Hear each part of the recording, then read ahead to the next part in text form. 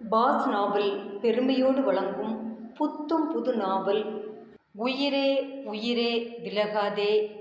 தினமும் ஒரு அத்தியாயம் வீதம் பதிவிடப்படக்கூடிய இந்த நாவலில் இன்று நாம் கேட்கப் போவது நாவலின் முதல் அத்தியாயம். பதிவை முழுசாக கேளுங்க. தொடர்ந்து கேட்க நம்முடைய சேனலை மறக்காமல் சப்ஸ்கிரைப் பண்ணி பெல்லைக்கான தட்டி வச்சுடுங்க. அப்படியே என் எழுத்து பிடிச்சிருந்தா ஒரு லைக்கு கொடுத்துட்டு கதை பற்றிய உங்களுடைய கருத்தையும் சொல்லிட்டு போங்க. இது உயிரே உயிரே பிரியாதே புத்தும் புது நாவல் அத்தியாயம் 1. அது அந்த கிராமத்தை ஒட்டிய நகர்புறத்தில் அமர்ந்திருந்த ஒரு பிரம்மாண்டமான மருத்துவமனை. அந்த ஹாஸ்பிட்டலுக்குள் பிரசவ அறையில் டாக்டர் கல்யாணியின் முன் கலங்கிய கண்களும் சிந்திய மூக்குமாக தலையை தொங்கவிட்டு கொண்டு அமர்ந்திருந்தாள் ஆத்விகா. 21 வயது பருவமங்கை. பட்டு பாவாடை தாவணியில் பார்ப்பவரை சுண்டி இழுக்கும் அழகோடு இருந்தாலும் இன்று ஏனோ அந்த முகத்தில் அப்படி ஒரு சோகம், கண்களில் விடாத கண்ணீர், உதடுகள் துடித்து கொண்டு கன்னங்கள் சிவந்து போய் அமர்ந்திருந்தாள். அவள் அருகில் இருந்த அவளின் தாய் சாரதாவும் மறுபக்கம் இருந்த தந்தை ராஜேஷும் விழி விரியாமல் அவளை அதிர்வோடு கண்கள் கலங்க பார்த்து கொண்டிருந்தனர். தாய் தந்தையின் முகத்தை பார்க்க தைரியமில்லாமல் தலையை தாழ்த்தி குலுங்கி குலுங்கி அழுது கொண்டிருந்தாள் ஆத்விகா. அவளின் உதடு துடிப்பும் கண்களில் விடாத கண்ணீரும் மொத்தமாய் பெற்றவர்களை அதிர வைத்தது. டாக்டர் சொன்னதை நம்ப முடியாமலும் தன் மகளா அப்படி என ஜீரணிக்க முடியாமலும் உருக்குலைந்து போய் இருந்தவர்கள் மகள் மீது இருந்த தங்கள் பார்வையை திருப்பி டாக்டர் மேல் பதிக்க தயங்கியவாறே, டாக்டர் கல்யாணி, இதுக்கு மேலே உங்கள் பொண்ணோட கற்பத்தை கலைக்கவும் முடியாதும்மா. கரு உருபெற்று 3 மாதம் முழுசாக முடிஞ்சிடுச்சு. இப்போது 4வது மாதம் நடந்துட்டுருக்கு. அடுத்த இடையே டாக்டர் சர்வ சாதாரணமாய் இறக்க ஏழை பள்ளி வாத்தியார் ராஜேஷால் ஜீரணிக்கவே முடியவில்லை. நெஞ்சில் லேசாக வலி எடுக்கவே ஆரம்பித்து விட்டது. சாரதா பதறிப்போய் மகளையும் டாக்டரையும் மாறி மாறி நம்ப முடியாமல் பார்க்க, டாக்டர் சொல்வது அனைத்தும் உண்மை போல குலுங்கி குலுங்கி அழுது கொண்டே இருந்தாள் ஆத்விகா. இது எப்படி சாத்தியம்? சாரதா ராஜேஷை பார்த்தாள். அவரும் அதிர்ச்சியில் இருக்க தாங்க முடியவில்லை அவளுக்கு. அப்புறம் காலையில் இருந்தே வாந்தி எடுத்துக்கொண்டு இருக்கிறாளே, சாப்பிட்டதில் ஏதோ ஒத்துக்கொள்ளவில்லை போலும் என அழைத்து வந்தால், இவர் என்ன அடுத்தடுத்து குண்டை தூக்கி போடுகிறார் என எண்ணியவருக்கு சூழலின் வீரியம் உரைப்பதற்கே சில நிமிடம் தேவைப்பட்டது. அதற்குள் டாக்டர் பலமுறை இந்த கர்ப்பத்திற்கு காரணம் யார் என்று ஆத்விகாவிடம் கேட்டுவிட்டார். டாக்டரிடம் மட்டுமல்ல, அடுத்து கேட்ட தாயிடமும் தந்தையிடமும் கூட அவள் வாய் திறந்து எந்த பெயரையும் சொல்லவில்லை. வற்புறுத்தி கெஞ்சி கேட்டும் ஆதிகாவின் வாயிலிருந்து எந்த பெயரும் வரவில்லை. விடாமல் விம்மலோடு அழுதாளே தவிர அவள் கற்பத்திற்கு காரணமானவரை அவள் சொல்லவே இல்லை. எப்படி சொல்லுவாள்? தன்னை இந்த நிலைமைக்கு ஆளாக்கிவிட்டு கூச்சமே இல்லாமல் இன்னும் 3 நாளில் வேறு ஒரு பெண்ணின் கழுத்தில் தாலி கட்ட ரெடியாகி இருக்கும் அவனை பற்றி எப்படி வாய் திறந்து சொல்ல முடியும்? அதனால்தான் அழுவதை அணிகலனாக்கி குலுங்கி குலுங்கி அழுதாளே தவிர வாய் திறந்து அவள் வயிற்றில் வளரும் குழந்தைக்கு அப்பா யார் என்று சொல்லவில்லை. மகளின் இறுக்கத்தையும் அழுகையும் பார்த்த இருவருக்கும் பற்றி கொண்டு வந்தது. அடித்து சாகடிக்க கையும் மனமும் பரபரத்தது. பெரும் பாடுபட்டு அடக்கி கொண்டார்கள். ஆனால் இந்த அதிர்வை இருவராலும் தாங்கிக் கொள்ள முடியவில்லை. வாத்தியார் ராஜேஷின் மகளா இப்படி என்று ஊர் கதை கதையாக பேசுமே என்ற எண்ணம் சட்டென வர ராஜேஷ் நிதானத்தை இழக்கத் தொடங்கிய நேரம். லுக் மிஸ்டர் ராஜேஷ், கொஞ்சம் அமைதியாக இருங்க. அவங்களே அதிர்ச்சியில் இருக்காங்கன்னு தெரியுது. வீட்டில் போய் பதமாக பேசுங்க. ஒரு கட்டத்தில் உண்மையை சொல்லுவாங்க. அப்புறம் என்ன பண்ணலான்னு யோசிங்க என டாக்டர் சொல்லிவிட்டு சில மாத்திரை மருந்தோடு அவர்களை அனுப்பி வைக்க 3 பேரும் நடைபிணம் போல்தான் வெளியே வந்தனர். வெளியே இவர்களுக்காக காத்திருந்த டிரைவர் பழனிவேல் ஓடி அருகில் வந்து, என்னையா தளர்ந்து போய் வர்றீங்க? ஆத்விகாவுக்கு சாதாரண வாந்தி தானே, மருந்து மாத்திரையெல்லாம் கொடுத்தாங்களா? ஆர்வத்தோடு கேட்டவனின் முகத்தை கூட நிமிர்ந்து பார்க்க முடியாமல் மூவரும் குனிந்த தலையோடு வந்து வண்டியில் ஏறினர். குழப்பமாக அவர்களை பார்த்த பழனிவேல், அடுத்து எதுவும் பேசாமல் வண்டியை கிளப்ப அந்த இடமும் மயான அமைதியையே சூழ்ந்து நின்றது. பழனிவேல் அடிக்கடி மூவரின் முகத்தையும் திரும்பி திரும்பி பார்த்தவாறு வண்டியை ஓட்டினான். வீடு வந்து சேரும் வரை யாரும் ஒத்த வார்த்தை பேசவில்லை. வண்டி நின்றதும் பேசாமல் இறங்கி உள்ளே சென்றுவிட பழனிவேலும் தயக்கமாக இறங்கி அவர்கள் பின்னே வந்தான். அவனுக்கு 3 பேரும் சரியில்லை என்பது மட்டும் தெளிவாக தெரிந்தது. ஆனால் என்ன பிரச்சனை என்று மட்டும் தெரியவில்லை. ஆனால் விஷயம் பெருசு என்று உள் உணர்வு உறுத்தியது. ஒருவேளை பெரிய வியாதியாயிருக்குமோ என யோசித்தவனுக்கு ஆத்விக்கு இப்படி ஒரு நிலை இருக்கும் என நினைக்கக்கூட தோன்றவில்லை. காரணம், சாரதா ராஜேஷ் தம்பதியின் வளர்ப்பு. ஊரே கொண்டாடி தீர்க்கும் பிள்ளை இப்படி தப்பிதமாக நடந்து வயிற்றில் எவனோ ஒருவனின் கருவை சுமந்து நிற்பாள் என கனவில் கூட அவனால் நினைக்க முடியவில்லை. அப்படிப்பட்டவன் எப்படி அந்த கோணத்தில் நினைப்பான்? பழனிவேல் பண்ணையார் வீட்டு டிரைவர்தான்.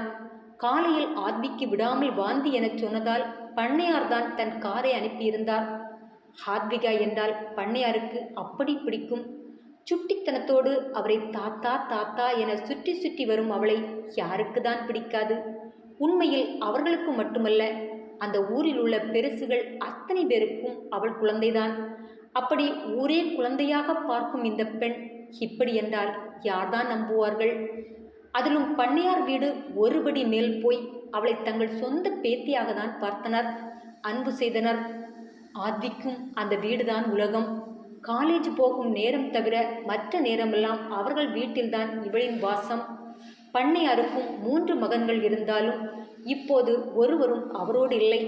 3 பேரும் வேலை நிமித்தமாக வெளியூர்களிலும் வெளிநாடுகளிலும் தங்கிவிட கணக்கில்லாத சொத்துக்களை விட்டு போக முடியாமல் தர்மலிங்கமும் அவர் மனைவியும் மட்டும் கிராமத்தில் தங்கிவிட்டனர். தனித்து நின்றவர்களுக்கு ஆத்விதான் ஆறுதலாகவும் அன்பாகவும் இருந்தாள். தர்மலிங்கத்திற்கும் ருக்குமணிக்கும் ஆத்வியை விட மனமே இருப்பதில்லை. எப்போவும் அவர்களை சுற்றி சுற்றி வந்தவள் இப்படி வாந்தி எடுக்கிறாள் என்ற உடனேயே காருடன் தன் டிரைவரையும் அனுப்பிவிட்டார் பண்ணையார். அந்த அளவு அந்த வீட்டில் எல்லாருக்கும் பிடித்த பிள்ளை இவள். பழனிவேல் டிரைவர்தான். ஆனால் ஆத்வியின் வீட்டில் அவன் ஒரு செல்ல பிள்ளை. ராஜேஷின் ஸ்டூடெண்ட்ஸ் என்று ஒரு பக்கம் இருந்தாலும் ஆண் வாரிசு இல்லாத அவர்களுக்கு எது செய்ய வேண்டுமென்றாலும் பழனிவேலுவை தான் அழைப்பார்கள். அந்த அளவு அந்த வீட்டில் ஒருவனாகி போனாலும் அப்படிப்பட்டவனிடம் கூட இந்த அசிங்கத்தை எப்படி சொல்ல என தடுமாறிய குடும்பம் குலுங்கி குலுங்கி அழத் தொடங்க எதுவோ சரியில்லை என உணர்ந்த அவன் நாசுக்காக பேச்சு கொடுத்து ஒரு கட்டத்தில் உண்மையை தெரிந்து கொண்டபோது உடைந்து விட்டான். காரணம், எம்காம் படித்து முடித்து ஒரு வங்கியில் வேலை கிடைத்தும் அந்த வேலைக்கு போகாமல் பண்ணையாருக்கு டிரைவராக அவன் வந்ததே ஆத்விக்காக தான். ஆத்வியை பள்ளி பருவம் தொட்டே அவனுக்கு தெரியும். ஆரம்பத்தில் நட்பாக தான் பேசினான். ஆனால் வளர வளர அவனுள் காதல் செடி வளர்ந்து கிளை பரப்ப ஆரம்பித்தது. ஆனால் சொல்ல பயம். அதற்கு அவளின் அப்பா ஒரு காரணம். தமிழ் வாத்தியார் ராஜேஷ் வகுப்பில் பாடம் எடுப்பதை விட ஒழுக்கத்தை பற்றி போதிப்பதே அதிகம். அப்படிப்பட்டவரின் மகளை நெருங்குவதில் ஒரு தயக்கம். கூடவே ஆத்வியின் குணம் அவனை அவளிடம் நெருங்க விடாமல் செய்தது. ஆத்வி எந்த ஆணிடமும் தேவைக்குதான் பேசுவாள். நின்று எந்த ஆண்மகனிடமும் பேசமாட்டாள். கேட்கும் 1-2 வார்த்தைக்கு கூட நடந்து நடந்தேதான் சில வார்த்தைகள் பதிலாக வரும். அந்த அளவு கட்டுப்பாடோடு வளர்ந்த பிள்ளை திருமணத்திற்கு முன் கர்ப்பம் என்றால் நம்புறபடியாயிருக்கிறது. பழனிவேலால் நம்ப முடியவில்லை. அதிர்ந்து போய் அவளை பார்த்தான். இப்போதும் அவள் தலையை தொங்க போட்டு கொண்டு அழுது கொண்டே இருந்தாள். வீட்டிற்குள் நுழைந்ததுமே சாரதாவின் புலம்பல் அதிகமாகிவிட்டது. ராஜேஷ் உடைந்து போய் தூணில் சாய்ந்து அமர்ந்து விட்டார். பழனிவேலுதான் ஏதேதோ சொல்லி சொல்லி அவர்கள் மூவரையும் நார்மலாக்க போராடினான். கடைசியில் ஆத்வியை தனியாக அழைத்து, அவன் யாரு? எனக்கிட்ட சொல்லு, அவனை கண்ட துண்டமா வெட்டி கூறு போட்டுடுறேன் என அவன் கர்ச்சிக்க, ஆத்வி அவன் முன்பும் உடைந்து அழுதாளே தவிர அவள் வாய் எந்த பெயரையும் சொல்லவில்லை. அப்போது மட்டுமல்ல, விஷயம் அறிந்து பண்ணையார் தர்மலிங்கமும் அவர் மனைவி ருக்குமணியும் வந்து கேட்டும் அவள் வாய் திறக்கவே இல்லை. அவளுள் ஒரு மௌனமும் இறுக்கமும் தான் இருந்தது. ஏன் பெயரை சொல்லவில்லை என்ற குழப்பம் அவர்களிடம் அதிகமாகவே இருந்தது. எவ்வளவோ ஒவ்வொருவரும் தனித்தனியாக வற்புறுத்தி கேட்டும் அவள் எந்த பெயரையும் சொல்லவே இல்லை. அன்று அந்த வீட்டில் யாரும் உணவு உட்கொள்ளவும் இல்லை, உறங்கவும் இல்லை. இரவு போய்கொண்டே இருந்தது. இடிந்து போய் சுவரோடு அமர்ந்திருந்த ராஜேஷும் எழும்பவில்லை. புலம்பி புலம்பி சோர்ந்த சாரதாவும் எழும்பவில்லை. நேரம் நடுஜாமத்தை தாண்டிய பின் அவர்கள் இருந்த இடத்திலேயே சுருண்டு கொண்டனர். அழுது அழுது சோர்ந்து எல்லாரும் மெல்ல தூக்கத்திற்கு அடியெடுத்து வைத்தபோது ஆத்விகா மெல்ல மெல்ல அந்த இடத்திலிருந்து எழும்பினாள். நாலாபுரமும் சுற்றி பார்வையை படரவிட்டாள். தாயும் தந்தையும் நல்ல தூக்கத்தில் இருப்பது தெரிந்தது. இதுதான் சமயம் என உள் உணர்வு சொன்னது. மெல்ல எழுந்து வெளியே வந்தாள். இரவு இருளில் பூமி அமைதியாக இருந்தது. இப்படியான ஒரு இரவில் அவனுடன் அந்த அரச மரத்தடியில் நின்றது நினைவலையில் வந்தது. கூடவே தன்னை நெஞ்சோடு நெருக்கி அணைத்து தன் முதல் முத்தத்தை பரிசளித்ததும் நினைவுக்கு வந்தது. அதன் பின் அவன் சொன்ன காதல் மொழிகள் எல்லாம் நினைவலையில் வந்தது. எவ்வளவு நம்பினாள் அவனை! கடைசியில் இப்படி அசிங்கப்படுத்தி எல்லார் முன்னாலும் நிற்க வைத்து விட்டானே. இதற்காகவா உருகி உருகி காதலித்தான்? எப்படியெல்லாம் பேசினான்! என் உள்ளமே அவனிடம் மண்டியிடும் அளவு பேசினானே. அது எல்லாமே நடிப்பா? கனிந்துருகி அவன் காதல் மொழிகள் எல்லாம் போலியா? உயிரே என உருகியது எல்லாம் ஏமாற்று வேலையா? எண்ணியவள் கண்களில் விடாமல் அழுகையும் விம்மலும் வெளிப்பட்டு கொண்டே இருந்தது. மனதில் பெரும் போராட்டம். இதற்கு மேல் உயிர் வாழ்வதில் அர்த்தமில்லை என்றுதான் அவளுக்கு தோன்றியது. நாளை பொழுது விடிந்து விட்டால் விஷயம் ஊர் முழுவதும் பரவிவிடும். நாம் மானம் போய் மரியாதை போய் ஜடமாக வாழ்வதற்கு பேசாமல் போய்விடலாம். என்னை பெருமையாக பேசிய ஊர் ஜனங்கள் இகழ்ந்து பேசி காரி துப்பும் முன் தன் உயிரை மாய்த்து கொள்வதே சிறந்தது என அவள் முடிவெடுத்து வெளிமுற்றத்திலிருந்து மேலேறி கிச்சனுக்குள் வந்தாள். மனது ரணமாக வலிக்க கண்ணீர் கட்டுப்பாட்டை மீறி வழிந்து கொண்டிருந்தது. அழுந்த கண்ணீரை துடைத்தவள் மனதை திடப்படுத்தி கொண்டு ஆவேசமாக கிச்சனுக்குள் நுழைந்தாள். இரவு இருளில் அறையே மூழ்கி கிடந்தது. அந்த மெல்லிய வெளிச்சத்தில் அடிமீது அடியெடுத்து வைத்து உள்ளே வந்தவள் கேனில் வைத்திருந்த மண்ணெண்ணையும் தீப்பெட்டியையும் நடுங்கும் கையால் எடுத்தாள். அதே நேரம் காலை நேர பயணத்திற்காக தேவையான உடைமைகளை அடுக்கிக் கொண்டிருந்தனர் தர்மலிங்கமும் ருக்குமணியும். கூடவே வேலைக்காரி சொர்ணமும் துணைக்கு வர, மருந்து மாத்திரையெல்லாம் எடுத்து வச்சுக்க, அப்புறம் அங்கே போய் மறந்து வச்சுக்கிட்டு வந்துட்டேன்னு என்ன சாகடிக்கக்கூடாது சொல்லியவாறு தன்னுடைய திங்ஸ் மொத்தத்தையும் பைக்குள் அடுக்கினார் பண்ணையார். இதையே எத்தனை முறை சொல்லுவீங்க? நேற்றைக்கே வேலெட்டை கொடுத்து எல்லா மாத்திரையும் வாங்கி பத்திரப்படுத்திட்டேன் சொன்னவள் வெடுக்கென திரும்ப சொர்ணம் பயணத்திற்கு தேவையான திங்ஸை கொண்டு வந்து வேறு பையில் அடுக்கினாள். மனைவியை திரும்பி பார்த்த தர்மலிங்கம், சரி சரி, பழனி எழும்பினானான்னு நான் போய் பார்த்துட்டு வரேன், நீ ரெடியாயிரு, நான் அவனை வர சொல்லிட்டு வரேன் சொல்லிவிட்டு வீட்டை விட்டு வெளிவந்த தர்மலிங்கம் நேரே டிரைவர் பழனிவேலு குடியிருக்கும் வீட்டை நோக்கி நடந்தார். அது அவர்கள் வீட்டை ஒட்டிய வீடுதான். அதில் அவனை தங்கிக் கொள்ள வைத்தவரும் அவர்தான். காரணம், ருக்குமணிக்கு வீசிங் ப்ராப்ளம் உண்டு. அடிக்கடி மூச்சு திணறல் வரும்.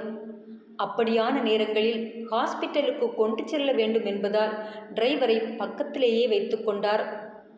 வாசலை அடைந்தவர் ஒரு முறை தட்டிய உடனேயே ஓடி வந்து கதவை திறந்த வேலு, என்னங்கய்யா என கேட்க, கலங்கி சிவந்திருந்த அவன் கண்களை கண்டதும், என்ன நீ நைட்டு தூங்கலையா? தூக்கம் வரலையா? கண் மூடினாலே ஆத்வி குடும்பம் கலங்கி நின்னது தான் ஞாபகத்தில் வருது. நிம்மதியாக என்னால் தூங்க முடியலை. அது எப்படிப்பட்ட பொண்ணு! அந்த பொண்ணோட வாழ்க்கையை சீரழிச்ச பாவி யாராக இருக்குன்னு யோசிச்சு யோசிச்சு தூக்கம் போயிடுச்சியா? நானும் நைட்டு அதை தான் யோசித்தேன். அதை அவ சொல்லாமல் நாம் யாரையும் சந்தேகப்பட முடியாதில்ல. ஆர்வி அதிர்ச்சியில் இருக்கா. ஒரு ஒரு வாரம் போனால் நார்மல் ஆகிடுவா. அப்புறமா கேட்டு தெரிஞ்சுக்கலாம். அப்புறம் இருக்கு பாரு அவனுக்கு ஒரு கச்சேரி. அதுக்கு முன்னால் நான் என் பேரன் கல்யாணத்தை நடத்தி முடித்து வச்சுட்டு வந்துடுறேன். இது ஒரு அவசர கல்யாணம்தான். ஆனால் பொண்ணை பேசி முடிச்சு தான் வச்சுருக்காங்க. நம்ம பேரனுக்கு ஆக்சிடெண்ட் ஆனதும் அவனுக்கு ஒரு பொண்ணோட உதவி தேவைன்னு வந்ததால தான் சீக்கிரமாக முடிச்சிருக்கான் என் பையன். பொண்ணோட வற்புறுத்தலும் இதுக்கு ஒரு காரணம் போல். பொண்ணு அவனோட படித்த பொண்ணா, குடும்பமும் என் பையனுக்கு வேண்டப்பட்ட குடும்பமா. அமெரிக்காவில் ராஜதுரைக்கு முழு சப்போர்ட்டே அந்த குடும்பம்தானா. அதனால் பையனுக்கு கல்யாண பேச்சு ஆரம்பமான உடனே அந்த பெரிய மனுஷர் தம் பொண்ணுக்கு கேட்க இவனால் மறுத்து பேச முடியலையாம். டேட்டெல்லாம் முடிவு பண்ணிட்டு தான் சொன்னான். அதில் எனக்கு கொஞ்சம் வருத்தம்னாலும் பேரோட கல்யாணம் இல்லையா, போகாமல் இருக்க முடியாதுல்ல. நான் என் பேரன் கல்யாணத்தை எங்கள் கிராமத்தில் சீரும் சிறப்புமாக கொண்டாடி தீர்க்கணும்னு கனவு கண்டுட்டு இருந்தேன். என் பேரனோட போதாத காலம் ஆக்சிடெண்ட்டில் மாட்டி அவசர கல்யாணத்துக்கு தள்ளி விட்டுட்டான். ஆனாலும் பொண்ணு நம்ம ஊர் பொண்ணு என்கிறது தான் என்னோட ஒரே சந்தோஷம். பார்த்தா பொண்ணு கூட எங்களோட தூரத்து உறவு தான். இப்போது கல்யாணத்தை முடிச்சுட்டு பேரன் சரியானதும் கிராமத்துக்கு கூட்டிகிட்டு வந்து ஒரு பெரிய ரிசப்ஷன் வச்சு அசத்திட வேண்டியது தான். பண்ணையார் போகும் இடத்தை பற்றி சொல்லிக்கொண்டே போனாலும் பழனிவேலுக்கு அது எதுவுமே உரைக்கவில்லை. அவமானம் தாங்காமல் அழுது கொண்டே இருந்த ஆர்விதான் அவன் கண்ணுக்குள் இருந்தான். மனது முழுவதும் அது யாராக இருக்கும் என்ற கேள்வியே ஓடிக்கொண்டிருந்தது. வெலு, வீட்டையும் வயல் வரப்புகளையும் கவனிச்சிக்கடா. கூடவே ஆர்வி வீட்டுக்கும் அடிக்கடி போய் பார்த்துக்க. அந்த குடும்பம் இப்படி இருக்கும்போது ஆறுதலுக்கு கூட பக்கத்தில் இருக்க முடியலையேன்னு வருத்தமாக தான் இருக்குது. ஆனால் இப்போ போனாலும் திரும்பி வந்ததும் அவளோட பிரச்சனையை தீர்க்கிறது தான் என்னோட முதல் வேலை. நீ அந்த படவா ராஸ்கோல் யாருன்னு கேட்டு வைடா, அதை நான் வந்து பார்த்துக்கிறேன் என்றதற்கு மட்டும் சரிங்கய்யா என்றான். காரணம், அவன் மனசும் அவனை அருகே தானே துடித்து கொண்டிருக்கிறது.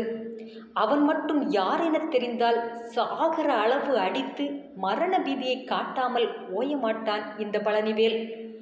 அம்புட்டு கோபம் அவனுள் இருந்தது. நாங்கள் ரெடி ஆகிட்டோண்டா, நீ சீக்கிரமாக புறப்பட்டு வந்து சேரு. என் தம்பி ஃபேமிலியும் வராங்க. அங்கே அவங்க வீட்டுக்கு போய் அழைச்சிக்கிட்டு தான் நாம் ஏர்போர்ட்டுக்கு கிளம்பணும் என்றதும் தன் சிந்தனையை மாற்றியவனாக, இதோ இதோ 5 நிமிஷத்தில் வந்துடுறேங்க ஐயா சொன்ன பழனிவேலு பண்ணையார் கிளம்பிய அடுத்த நொடியே பம்பரமாக ரெடியாக தொடங்கினான். 10 நிமிடத்தில் வெளிவந்தவன் வண்டி சாவியோடு வண்டியை நெருங்கினான். காரை கிளப்பிக்கொண்டு பண்ணையார் வீட்டு வாசல் பக்கம் நிறுத்த காத்திருந்த இருவரும் வந்து வண்டியில் ஏறினர். வெளிவந்த வேலு டிராவலுக்கு தேவையான பேக் 2ஐயும் எடுத்து வண்டிக்குள் வைத்துவிட்டு வண்டியை கிளப்பினான். வண்டி நேரே பண்ணையாரின் தம்பி வீட்டை நோக்கி பயணமானது. வண்டி சாலையோரம் இருந்த ஆர்வியின் வீட்டின் பக்கத்தில் வந்ததும் சடன் பிரேக் அடித்து நிற்க, எனவேலு என்னாச்சே அதிர்ந்து போய் கேட்டவரை பவ்யமாக திரும்பி பார்த்தவன், ஐயா ஐயா ஆர்வி வீடு. அவன் தயக்கமாக நிறுத்த, ஆர்வி வீடா? அவ வீட்டுக்கு என்ன? கேட்டவாறு குனிந்து சாலையோரம் இருந்த ஆர்வியின் வீட்டை பார்க்க அவ்வீட்டில் அனைத்து மின்விளக்குகளும் ஒளிர்வெற்றிருக்க யாரோ ஒருவரின் கதறல் அதிகமாக கேட்டது. பண்ணையார் குழப்பமாக இறங்க வேலுவும் வண்டியை நிறுத்திவிட்டு இறங்கினான். கூடவே ருக்குமணியும். அந்த வீட்டையும் அந்த வீடு தாங்கி நின்ற அமைதியும் அந்த அமைதியை கிழித்து கொண்டு கேட்ட ஆர்வியின் தாயோட அலறலும் சூழ்நிலையின் தவற்றை சொல்ல வேலுவும் பண்ணையாரும் ருக்குமணியும் நடுங்கியவாறுதான் அவள் வீட்டை நோக்கி பயணித்தனர். அத்தியாயம் தொடரும். என்ன ஃப்ரெண்ட்ஸ், நாவலுடைய முதல் அத்தியாயம் எப்படி இருந்துச்சு? உங்களுக்கு பிடிச்சதா அமைஞ்சிருந்தா மறக்காமல் எல்லாருமே கமெண்டில் எனக்கு சொல்லுங்கள். நாளைக்கு இந்த நாவலோட தொடர்ச்சி எப்படி இருந்தால் உங்களுக்கு பிடிக்குங்கிறதையும் மறக்காமல் எனக்கு கமெண்டில் சொல்லுங்கள். மீண்டும் அடுத்த அத்தியாயத்தோடு உங்களை சந்திக்கும் வரை உங்களிடமிருந்து விடைபெறுவது உங்கள் செல்வம்.